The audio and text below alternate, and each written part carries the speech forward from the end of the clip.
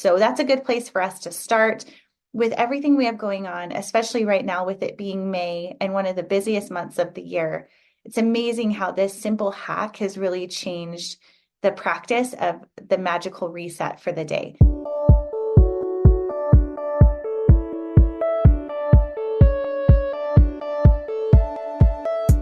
So you want to make an impact. You're thinking about starting a business, sharing your voice. How do women do it that handle motherhood, family, and still chase after those dreams? Well, listen each week as we dive into the stories of women who know. This is Call Me CEO.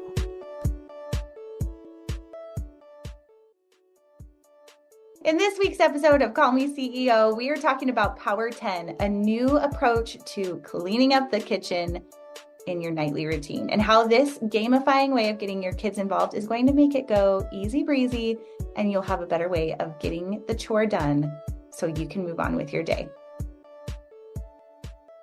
Hey everyone, it's Camille here from Call Me CEO. This is a solo episode that is really a drop in the bucket of so many good ideas, amazing stories of women building businesses while being awesome moms. And with that, we're all very busy. And I can tell you one chore that can really irk me sometimes as a busy mom of 4 is the kitchen cleanup after dinner. And I don't know what it is, but if I have cooked a meal, whether it's taken me 30 minutes or an hour or whatever it is, if my kids decide to bail after dinner, even if they just put their dish away sometimes, and then I'm left with all of the mess, I can feel a bit resentful and sometimes really upset and sometimes mad. Do you ever feel like that? Well, I started a new thing recently called Power 10. And this is basically single-handedly saving my sanity and bringing a little fun back into this chore routine, because it is something that I just came up with out of necessity. And basically what it is after we've all finished eating, we set a timer for 10 minutes. And I told my family during that 10 minutes, we are going to stay busy. That means that there is a list of chores. For us, I had this discussion with them when we were sitting down at dinner. And I told them how I felt. I think it's really important as adults to be really candid about having moments of feeling overwhelmed or saying, this is a really busy time and all of us have a lot of things to get done.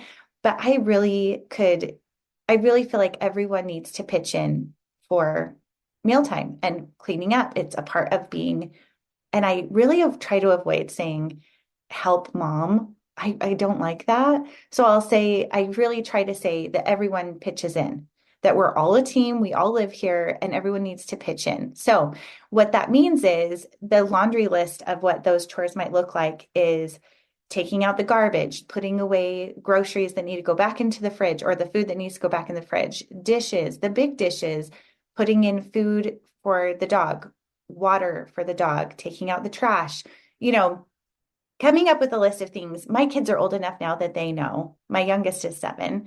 He knows what needs getting done, but I would argue that even little tiny kids, even tinier than that, they know what needs to get done. And sometimes assigning younger kids can be a good way to go in case, they need a little direction with that, whether it's the older kid helps with the vacuuming up and the younger kid puts the silverware away or something like that. You can come up with an idea. But what's been really cool about this is that with everyone pitching in for those 10 minutes, we set a timer using Alexa, and it gamifies it a bit, where it takes it from being, okay, everyone help clean up, where they kind of want to skirt away from that, to, all right, it's the Power 10. Everyone, let's put in 10 minutes and see what we can get done.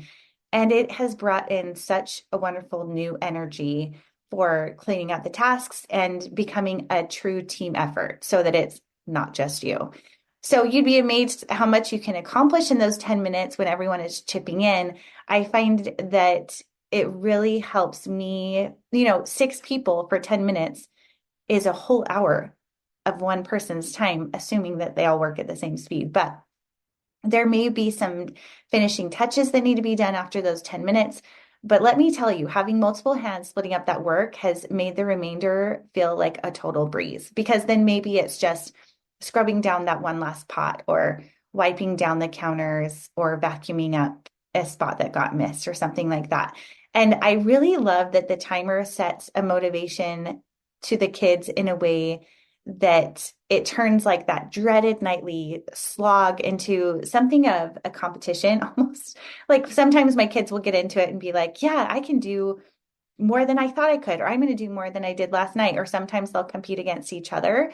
The key is to making it feel more manageable and motivating so that, the 10 minutes feels way less daunting than just saying vaguely clean up after dinner and having an indefinite amount of time of how long this is going to take. Because I don't know about you, but my kids will accuse me of saying, well, if I do that, you still have always more chores for me to do. And so for them, it kind of gets like, I don't know if you would say like a get out of jail free card where they put in the 10 and that's good enough. That is good enough. So that's a good place for us to start with everything we have going on, especially right now with it being May and one of the busiest months of the year.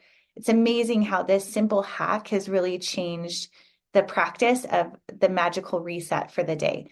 So that's all for today's episode. Make sure to subscribe and join me next week for more mom life and amazing stories of mothers building businesses.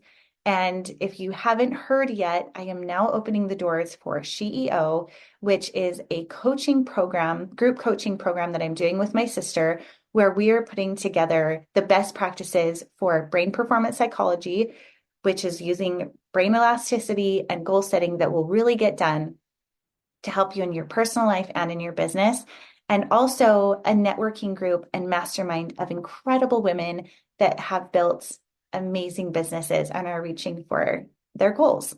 This is a 2 times a month training that is recorded live, but you can watch the recordings later. And then we also have 4 in-person events.